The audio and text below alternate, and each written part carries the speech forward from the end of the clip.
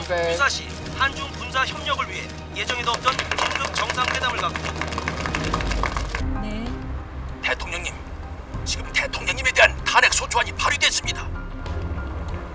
탄핵이요?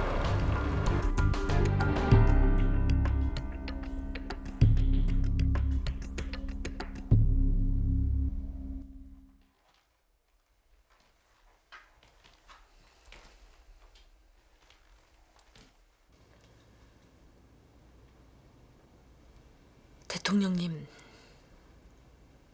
제가 어떻게 해야 할까요?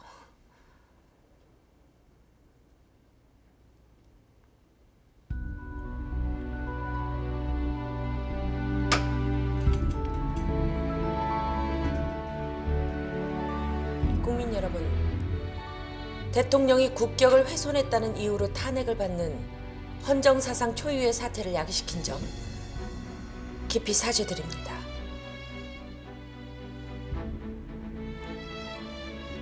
저는 대한민국의 대통령으로서 더는 억울한 죽음이 있어서는 안 된다는 사명감을 가지고 중국 정부와 외교적 협상을 했습니다. 그 협상 과정이 굴욕적이고 전쟁 위기 상황으로 보일 수도 있었으리라고 생각합니다.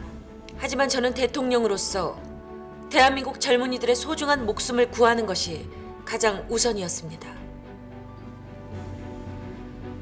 민우당과 복지당에 묻습니다. 이 땅의 젊은이들의 목숨보다 더 귀한 국격이 대체 무엇입니까?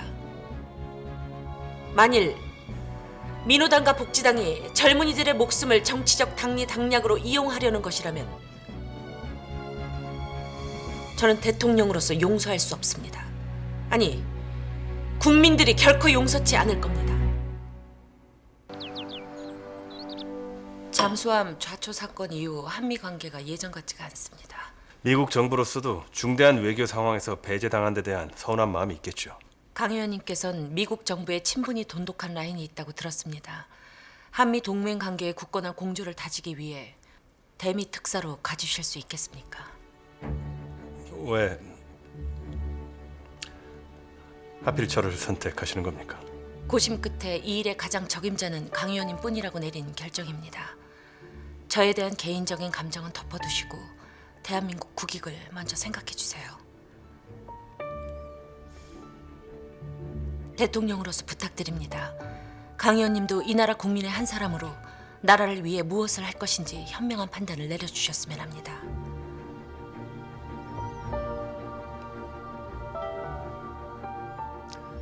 저도 대한민국 국민입니다. 제가 이 나라 국익에 도움이 될 수 있다면 어디라도 가겠습니다. 역시 강 의원님은 제 기대를 저버리지 않으시네요. 고맙습니다. 국무총리 임명권을 가지고 각 당에서 불만이 이만저만이 아닙니다. 민우당이야 탄핵권에 대한 책임을 지고 대표직에서 물러난 강태산이가 국무총리가 된다면은 어디 반갑기만 하겠습니까? 아무래도 각 당의 반대로 총리 임명은 쉽지 않을 것 같습니다. 대통령님, 아무래도 총리 임명을 철회하시는 것이 어떨까요? 국회에서 반대를 한다면 저도 강태산 총리 후보를 강행할 생각은 없습니다. 하지만 국무총리직에 강태산 후보가 가장 적임자라는 제 소신에는 변함이 없습니다. 강태산 의원이 국회 청문회를 통과하지 못한다면 저도 뜻을 꺾겠습니다. 기회마저 박탈하는 건 당리당략에 치우친 옳지 못한 정치 공세라고 생각합니다. 강태산 국무총리 후보가 시험대에 오를 수 있도록 여러분들께서 국민들과 각 정당을 충분히 설득해 주세요. 청문회에서 강태산 국무총리 후보의 비리를 증명하지 못했으니 국회 동의를 얻는데 아무런 문제가 없겠죠? 네, 국민 여론도 적합한 총리 인사라고 기울고 있습니다. 미래당과 복지당에서도 총리 임명에 대해 더 이상 문제 삼지 않겠다는 당내 결정을 내린 모양입니다. 다행이네요. 앞으로 대통령은 외교와 국방을 전담하고 강태산 국무총리가 내정을 책임지는 형태로 국정을 운영할 생각입니다. 비서실에서는 혼란을 초래하지 않게 잘 조율해 주세요. 예, 알겠습니다. 차기 정권 인수위원회 업무 인수 인계는 잘 진행되고 있는 거죠? 차질 없이 협조가 잘 되고 있으니 염려하지 마십시오.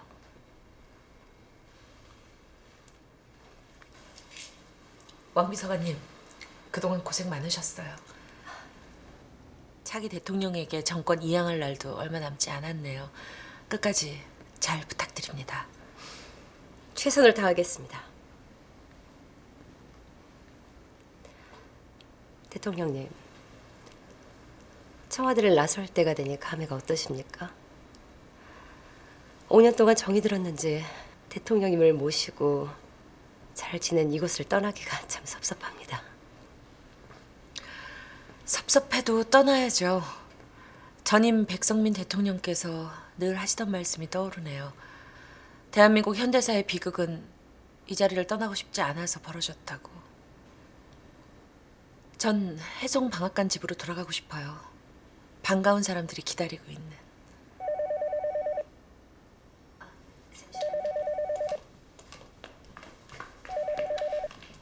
여보세요? 예, 알겠습니다. 대통령님, 기다리시던 반가운 손님이 오셨습니다. 서해림 대통령께서 취임하신 게 엊그저께 같은데 벌써 퇴임이시라니 세월이 유수와 같습니다. 어떻습니까? 떠나시려니까 시원섭섭하십니까?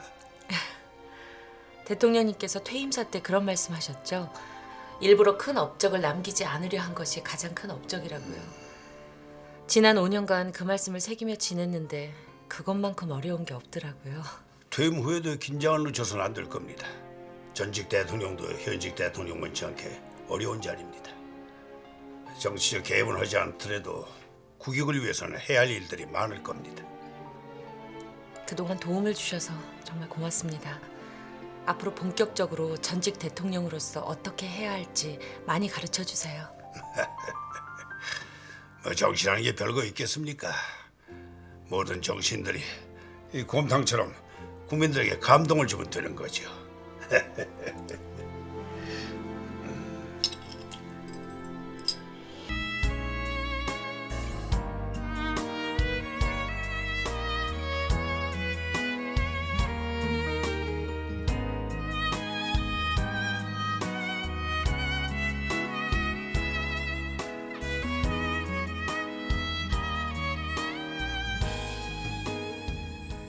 국민 여러분, 저는 이제 대통령으로 5년 동안의 임기를 마치고 물러갑니다. 비록 부족하고 아쉬운 점은 많았지만 국민 여러분들의 믿음과 희망을 가지고 떠나게 되어 기쁩니다.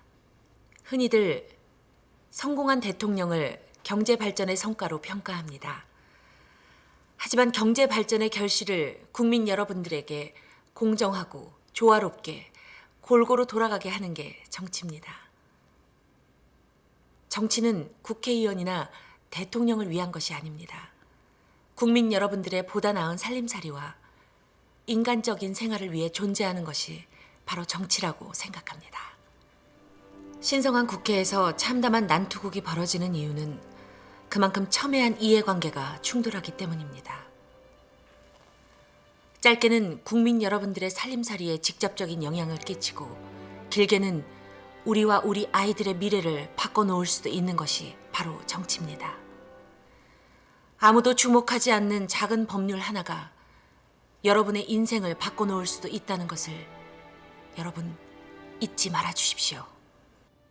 사랑하는 국민 여러분, 정치가 썩었다고, 다 똑같은 인간들이라고, 매일 싸움질이나 한다고 욕하고 외면해버려서는 아무것도 달라질 수 없습니다.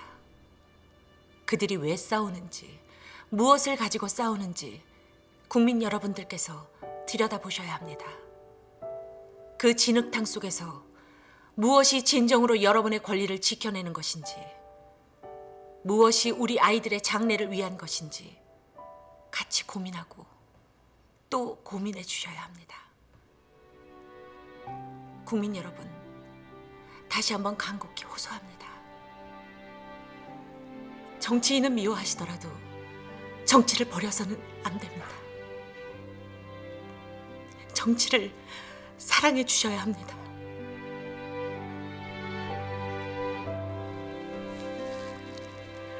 저는 이제 한 사람의 시민으로, 한 아이의 엄마로,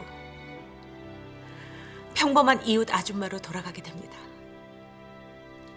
그동안 저와 함께 웃고 울고 지지해 주시고 격려해 주셨던 국민 여러분들의 큰 은혜에 머리 숙여 감사드립니다.